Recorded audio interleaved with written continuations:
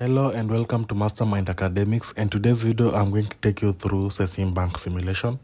And at the moment, you are in round 4 of the simulation. But before that, Mastermind Academics has some good news for you because we are offering tutoring services. So if you need help in CESIM bank or any related simulation, text us on the email on the description or on the WhatsApp number on the description. Thank you. So first thing first, we need to go through the outlook. And under the outlook, we're just being given an overlook or an explanation of what's going to happen in this round. So we have the economy part, the banking sector, we have the policy actions. So under the economy, we are being told how the prices are in the market, or maybe how the economy is in the market, and maybe how the bankers or people who are banking with us, the number is increasing or decreasing at the moment. That's what we're being told under the economy. Next is the banking sector. Another the banking sector, now we are being told maybe if the banks are making losses or maybe if they are making profits. And then we have the policy actions, whereby we are being told how the government or the people who are in parliament are being or are feeling about banks, or maybe the rules that are being made about the banks that are in the market. So first things first, we shall start with the consumers. And now the consumers, we have the deposits pass. So before going straight to making the decisions, we shall have to go through the report. And under the report, you can see that our company is orange, and this is just the last round report, and it gives us an overview of what's happening in this round. So you can see maybe we had a total income of 44. That's a bit too low because actually I've just been given, so I need to improve this total income that we have. The first one had 89.64, which is green, and for us we have 41.44. We shall improve on that. Next, the deposit, whereby you can see maybe the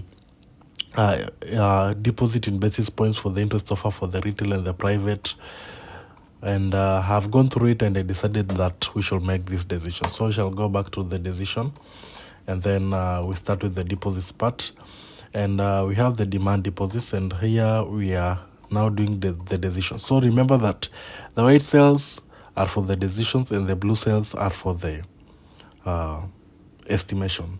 So I decided that we should use 72 here. Sorry, should be 72. And then for the retail, we should use 61. And then for the fixed term, now here we have the interest offer for the 12 month and for the 24 month. So here we can maintain it at 120, or we can put it at 125. And then for the retail, we can for the estimation we can put it at 30.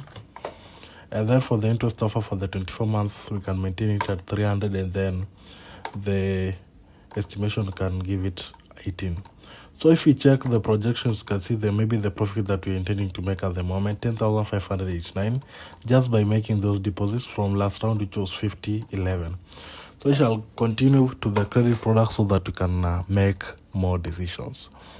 Here we have the pricing, and we have the CESIM reference rate for the 12 month and for the 5 year. So 75 basis points are for the 12 month, 115 basis points are for the 5 year CESIM reference rate. So in the last round we had 100 and 140 for the 5 year.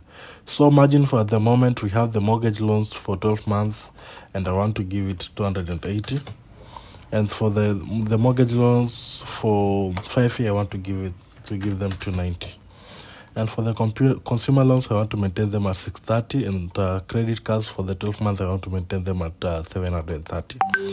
We have the net loan growth rate in percentage, whereby we have the retail, so it's mortgage loans in percentage is 5.4, consumer loans 12 months 6.3, credit cards 12 months 5.8. For that, the estimation I'll just maintain them like that, comparing what we had in the last round. So I shall just maintain them.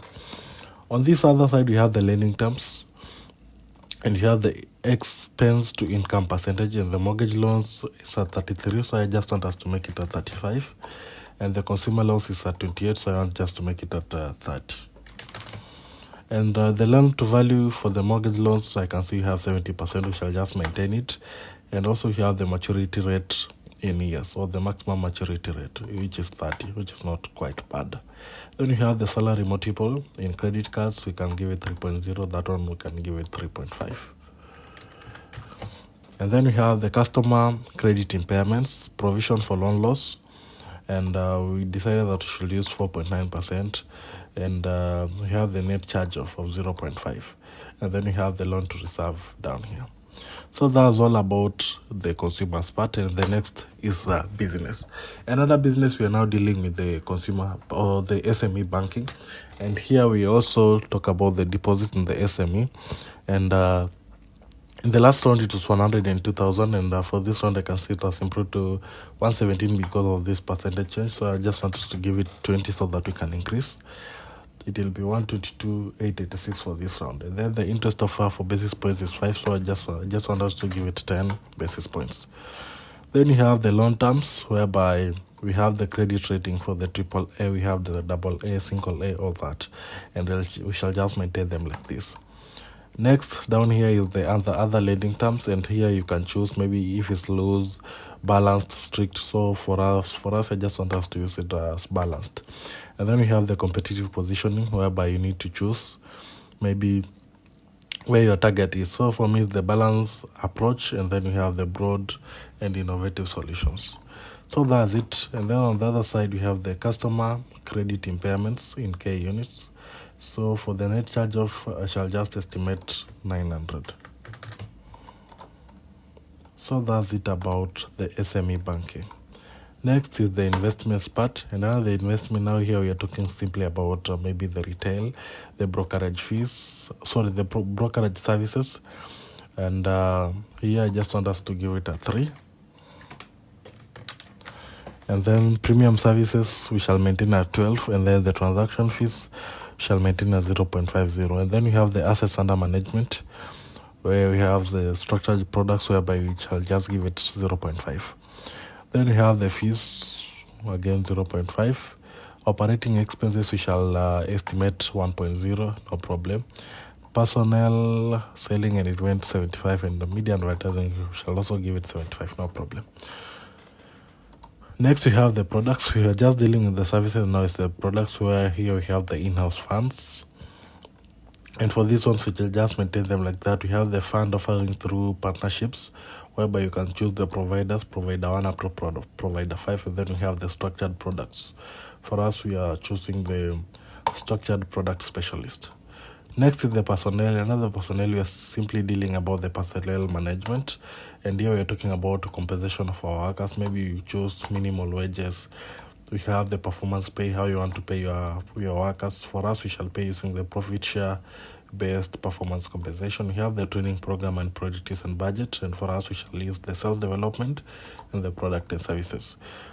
Here we have maybe the number of workers, if you are hiring or not in the company.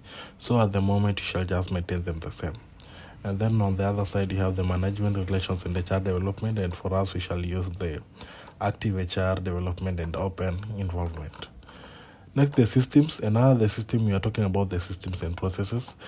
And here we are talking about the interbank services at 140, so we shall just maintain it. Last round it was 130. Then we have the customer satisfaction score and the customer service processes and experience, which is at 100%, so we can just give it 150. Then we have the system development. For us, we shall use the late adopter. Then we have the risk part, and the other risk, we are going to talk about the risk management.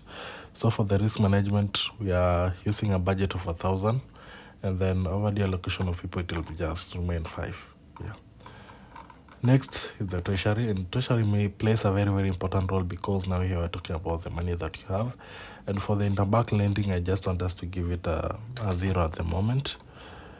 And then this is the interest rate in basis points. If you lend, you get 75 basis points. That's the interest rate that they have. And then maybe for the interest BP, for the long-term bonds, we are not going to take any. For the subordinate debt, we are not going to take any at the moment. At the moment, we are in round 4, and we are focusing more on profits in our company. And so we don't need to take any loans to finance the company that we have. And after making the decisions, you can see that we have improved, and our profit is 10,811 from the 2,000 that you had. So if you need help in CESIM Bank or any related simulation, text me on the email on the description or on the WhatsApp number, and I'll sort you out. Thank you so much. Don't forget to share, subscribe, and like.